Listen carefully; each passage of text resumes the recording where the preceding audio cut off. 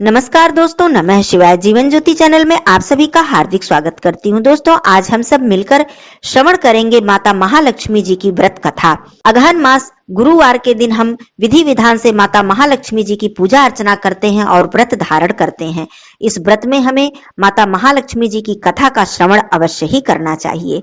अगहन मास गुरुवार माता महालक्ष्मी जी की कथा का श्रवण या पाठन करने से दुख दरिद्रता दूर होती है और घर में सुख समृद्धि का वास होता है। माता महालक्ष्मी जी की कृपा से सुख संपत्ति ऐश्वर्य की प्राप्ति होती है। मन की सभी मनोकामना पूर्ण होती है।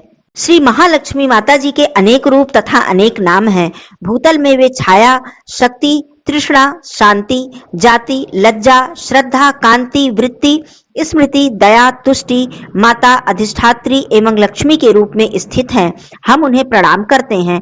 कैलाश पर्वत पर पार्वती, क्षीर सागर में सिंधु कन्या, स्वर्गलोक में महालक्ष्मी, भूलोक में लक्ष्मी, ब्रह्मलोक में सावित्री, ग्वालों में राधिका, वृंदावन में राशेश्वरी, चंदन वन में चंद्रा, चंपक वन में गिरिजा, पद्म वन में पद्मा, मालती वन में मालती, कुंदन वन में कुंददंती, केतकी वन में सुशीला, कदम्ब वन में कदम्बमाला, राजप्रासाद में राजलक्ष्मी और घर घर में गृह लक्ष्मी इन विभिन्न नामों से जानी जाती हैं।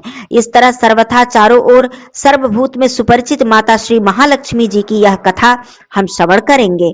सबसे पहले माता महालक्ष्मी जी की वंदना करते हैं। महालक्ष्मी नमस्तुभ्यं, नमस्तुभ्यं सुरेश्वरी, हरिप्रिये नमस्तुभ्यं, नमस्तुभ्यं दयानिधे। भारतवर्ष के सौराष्ट्र देश में द्वापर युग की यह कथा है। सौराष्ट्र में उस समय भद्रश्रवा नाम के एक राजा थे। वे बड़े ही प्रतापी राजा थे। 4 वेद, 6 शास्त्र, 18 पुराणों का उन्हें ज्ञान था। उनकी रानी का नाम सुरत चंद्रिका था। रानी दिखने में बहुत ही सुंदर और सुलक्षणा थी तथा पतिव्रता थी।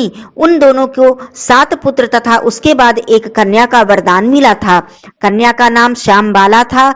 एक बार महालक्ष्मी जी के मन में आया कि जाकर उस राजा के राजप्रसाद में रहे, इससे राजा को दुगनी धन दौलत की प्राप्ति होगी और वह इस धन दौलत से अपनी प्रजा को सुख दे पाएगा। गरीब के घर अगर रहे तो उसे धन दौलत प्राप्त हो तो वह स्वार्थी की तरह केवल अपने ऊपर ही खर्च करेगा। यह सोचकर श्री महालक्ष्मी जी ने एक बूढ़ी ब्राह्मणी स्त्री का रूप धारण किया, हाथ में लाठी लिया। लाठी के सहारे रानी के द्वार तक पहुंची। उन्होंने एक बूढ़ी औरत का रूप धारण किया था, परंतु उनके चेहरे पर देवी का तेज था। उन्हें देखते ही एक दासी सामने आई। इनसे इनका नाम, धाम, काम तथा धर्म पूछ डाला। ब्राह्मणी रूप धारित माता लक्ष्मी जी ने कहा, हे बालिके, मेरा नाम कमला है। मेरे पति का नाम भुवनेश है। हम द्वारिका में रहते हैं। तुम्हारी रानी पिछले जन्म में एक वैश्य की पत्नी थी। वह वैश्य गरीब था। दरिद्रता के कारण हर रोज घर में लड़ाई झगड़े होते थे तथा उसका पति रोज उसे मारता पीटता था। इस बात से तंग आकर वह घर छोड़कर चली गई तथा जंगल में खाली पेट भटकने लगी। उसकी इस दुर्दशा पर मुझे दया आ गई।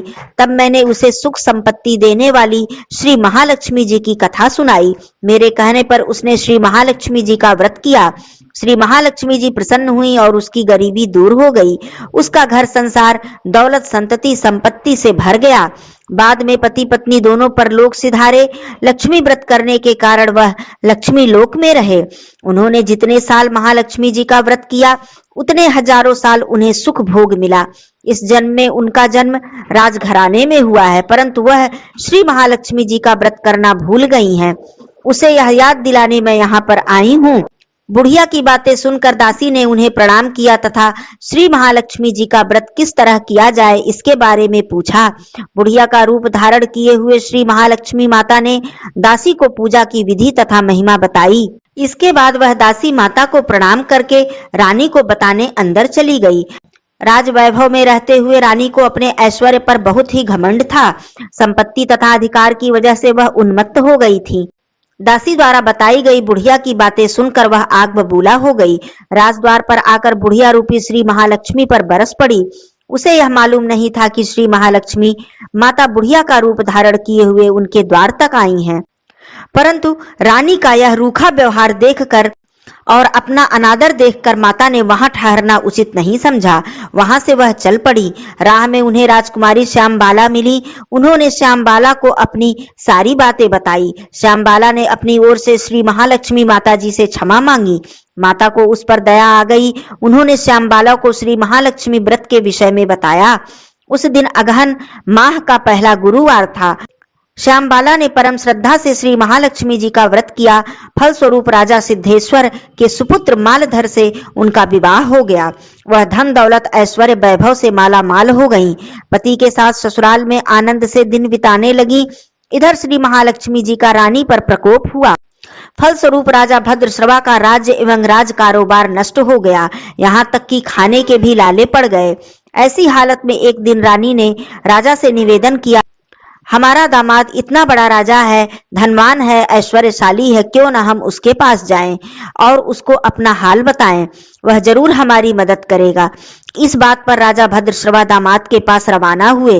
राज्य में पहुंचकर एक तालाब के किनारे थोड़ी देर विश्राम करने के लिए ठहरे।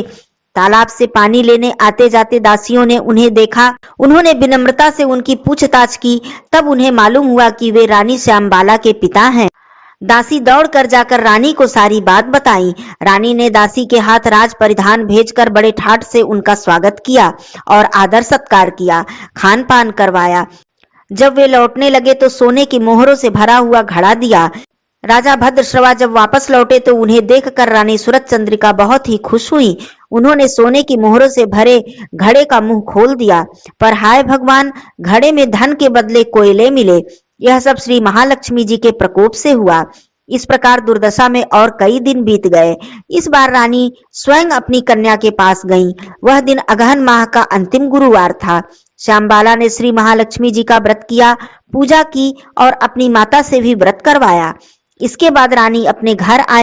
श्री महालक्ष्मी जी का व्रत रखने पर उसे फिर से अपना राजपाट, धन दौलत, ऐश्वर्य प्राप्त हुआ।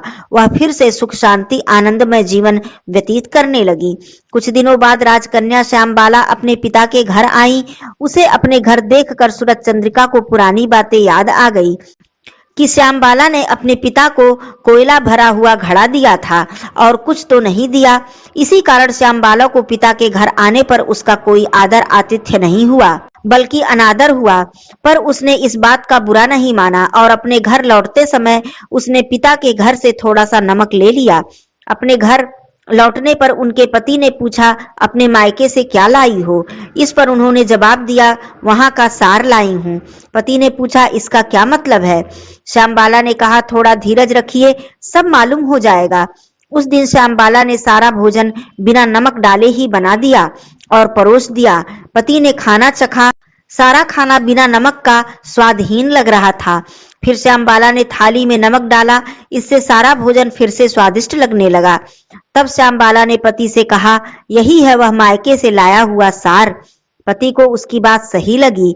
फिर वह दोनों हंसी मजाक करते हुए भोजन करने लगे। कहा गया है, इस तरह से जो कोई भी श्रद्धा भाव से श्री माता महालक्ष्मी जी की पूजा करे, उनकी कथा का श्रवण करे और व्रत धारण करे, उसे सुख संपत्ति और शांति की प्राप्ति होती है। सभी मनोकामनाएं पूर्ण होती हैं। परंतु यह सब प्राप्त होने पर माता जी की पूजा को भूलना नहीं चाहिए। हर गुरुवार को पूजा, व्रत तथा पाठ अवश्य ही करना चाहिए। इस तरह श्री महालक्ष्मी जी की महिमा से भक्तों की संपूर्ण मनोकामनाएं पूरी होती हैं। कथा समाप्त होती है। बोलिए श्री माता महालक्ष्मी जी की जय। इसके बाद हम सभी लोग श्री सूक्त के पाठ का श्रवण करेंगे। श्री सूक्त या फिर श्री सूक्तम महालक्ष्मी की उपासना के लिए ऋग्वेद में वर्णित एक स्तोत्र है। महालक्ष्मी जी की प्रसन्नता एवं उनकी कृपा प्राप्त कराने वाला तथा साथ ही व्यापार में वृद्धि, ऋण से मुक्ति और धन की अपार प्राप्ति के लिए इसका पाठ तथा अनुष्ठान किया जाता है। अत्यंत श्रद्धा एवं विश्वास के साथ इस स्तोत्र का पाठ या श्रवण करने पर माता लक्ष्मी जी की कृपा सदा बनी रहती है।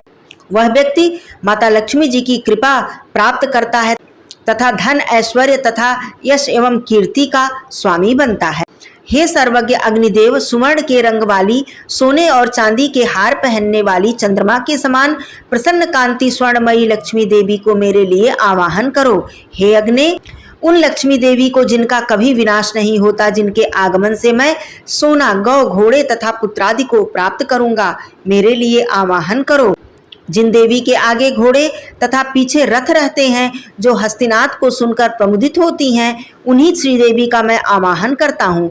लक्ष्मी देवी मुझे प्राप्त हों, जो साक्षात ब्रह्म रूपा, मंद मंद मुस्काने वाली, सोने के आवरण से आवृत, दयार्द्र, तेजोमयी, पूर्ण कामा, अपने भक्तों पर अनुग्रह करने वाली, कमल के आसन पर विराजमान तथा पद्म वर्णा है, उन लक्ष्मी देवी का मैं यहाँ आवाहन करता हूँ।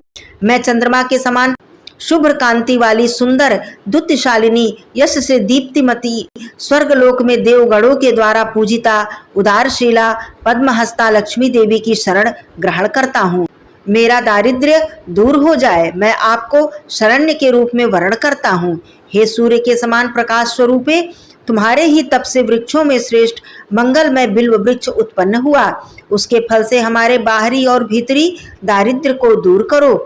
देवी, देव सखा कुबेर और उनके मित्र मणिभद्र तथा दक्ष प्रजापति की कन्या कीर्ति मुझे प्राप्त हो, अर्थात मुझे धन और यश की प्राप्ति हो। मैं इस राष्ट्र में उत्पन्न हुआ हूँ, मुझे कीर्ति और रिद्धि प्रदान करें। लक्ष्मी की ज्येष्ठ बहन अलक्ष्मी का जो क्षुधा और पिपासा से मलिन और छेड़काए रहती हैं, मैं नाश चाहता हूँ। देवी, मेरे घर से सब प्रकार से दारिद्र्य और अमंगल को दूर करो। जो दुराधर्षा और नित्य पुष्टा हैं तथा गोबर से युक्त गंध गुणवती हैं, पृथ्वी ही जिनका स्वरूप है, सब भूतों की स्वामिनी, उन लक्ष्मी देवी का मैं अपने घर में आवाहन करता हूँ। मन की कामनाओं और संकल्प की सिद्धि एवं वाणी की सत्यता मुझे प्राप्त हो। गौ आदि पशु एवं विभिन्न प्रकार के अन्न भोग्य पदार्थों के रूप में तथा यश के रूप में श्री देवी हमारे यहाँ आगमन करें। लक्ष्मी के पुत्र कर्दम की हम संतान हैं। कर्दम ऋषि, आप हमारे यहाँ उत्पन्न हो तथा पद्मों की माला धारण करने वाली माता लक्ष्मी देवी को हमारे कुल में स्थापित करें। जल स्निग्ध पदार्थों की सृष्टि करें। लक्ष्मी पुत्र चिक्कलीत, आप भी मेरे घर में वास करें और माता लक्ष्मी देवी का मेरे कुल में निवास कराएं। अग्नि, आद्र स्वभावा, कमल हस्ता, पुष्टि रूपा, पीतवर्णा, पद्मों की माला धारण करने वाली, चंद्रमा के समान शुभ्र कांति से युक्त स्वर्णमयी श्री देवी का मेरे यहाँ आवाहन करें। अग्नि, जो दुष्टों का निग्रह करने वाली होने पर भी कोमल स्वभाव की हैं, जो मंगलदायिनी, अवलंबन प्रदान करने वाली, यष्टि रूपा, सुंदर वर्ण वाली, सुवर्ण माला धारिणी, सूर्य स्वरूपा तथा हिरण्यमयी है, उन लक्ष्मी देवी का मेरे लिए आवाहन करें। अग्नि, कभी न नष्ट होने वाली, उन लक्ष्मी देवी का मेरे लिए आवाहन करें, जिनके आगमन से बहुत सा धन, गौवें, दासियां, अश्व और पुत्रादि हमें प्राप्त हों। जिसे लक्ष्मी की कामना हो, वह प्रतिदिन पवित्र और संयमशील होकर अग्नि में घी की आहुतियां दे तथा इन 15 ऋचाओं वाले श्री सूक्त का निरंतर पाठ करे। कमल के समान मुख वाली, कमल दल पर अपने चरण कमल रखने वाली, कमल में प्रीति रखने वाली, कमल दल के समान विशाल नेत्रों वाली, समग्र संसार के लिए प्रिय, भगवान विष्णु के मन के अनुकूल आचरण करने वाली, आप अपने चरण कमल को मेरे हृदय में स्थापित करें। कमल के समान मुखमंडल वाली, कमल के समान उरु प्रदेश वाली, कमल के समान नेत्रों वाली, कमल से आविर्भूत होने वाली पद्माक्षी, आप उसी प्रकार मेरा पालन करें जिससे मुझे सुख प्राप्त हो। अश्वदायिनी, गोदायिनी, धनदायिनी, महाधन स्वरूपिणी हे देवी, मेरे पास सदा धन रहे। आप मुझे सदा अभिलाषित वस्तुएं प्रदान करें। आप प्राणियों की माता हैं। मेरे पुत्र पौत्र, धन धान्य, हाथी घोड़े, खच्चर तथा रथ को दीर्घ आयु से संपन्न करें। अग्नि, वायु, सूर्य, वसुगण, इंद्र, बृहस्पति, वरुण तथा अश्विनी कुमार, ये सब वैभव स्वरूप हैं। हे गरुड़, आप सोमपान करें। वृत्तासुर के विनाशक इंद्र सोमपान करें। वे गरुड़ तथा इंद्र धनवान सोमपान करने की इच्छा वाले के सोम को मुझ सोमपान की अभिलाषा वाले को प्रदान करें। भक्ति पूर्वक श्री सूक्त का जप करने वाले पुण्यशाली लोगों को न क्रोध होता है, न ईर्ष्या होती है, न लोभ ग्रसित करता है और न ही उनकी बुद्धि दूषित होती है। कमल वासिनी, हाथ में कमल धारण करने वाली, अत्यंत धवल वस्त्र, गंधानुलेप तथा पुष्पहार से सुशोभित होने वाली, भगवान विष्णु की प्रिया, लावण्यमयी तथा त्रिलोकी को ऐश्वर्य प्रदान करने वाली हे भगवती, मुझ पर प्रसन्न होइए। भगवान विष्णु की भार्या, क्षमा स्वरूपिणी, माधवी, माधव प्रिया, प्रिय सखी, अच्युत वल्लभा, भूदेवी भगवती लक्ष्मी को मैं नमस्कार करता हूँ। हम विष्णु पत्नी महालक्ष्मी को जानते हैं तथा उनका ध्यान करते हैं। वे लक्ष्मी जी सन्मार्ग पर चलने के लिए हमें प्रेरणा प्रदान करें। पूर्व कल्प में जो आनंद, करदम, श्रीद और चिक्कलित नामक विख्यात 4 ऋषि हुए थे, उन्हीं के नाम से दूसरे कल्प में भी वे सभी लक्ष्मी के पुत्र हुए। बाद में उन्हीं पुत्रों से महालक्ष्मी अति प्रकाशमान शरीर वाली हुई। उन्हीं महालक्ष्मी से देवता भी अनुग्रहित हुए। ऋण, रोग, दरिद्रता, पाप, क्षुधा, अपमृत्यु, भय, शोक तथा मानसिक ताप आदि ये सभी मेरी बाधाएं सदा के लिए नष्ट हो जाएं। भगवती महालक्ष्मी मानव के लिए ओज, आयुष्य, आरोग्य, धन धान्य, पशु, अनेक पुत्रों की प्राप्ति तथा 100 वर्ष के दीर्घ जीवन का विधान करें और मानव इनसे मंडित होकर प्रतिष्ठा प्राप्त करे। इस प्रकार ऋग्वेद वर्णित श्री सूक्त संपूर्ण होता है। बोलिए माता महालक्ष्मी मैया की जय। धन्यवाद दोस्तों। नमः शिवाय। हर हर महादेव।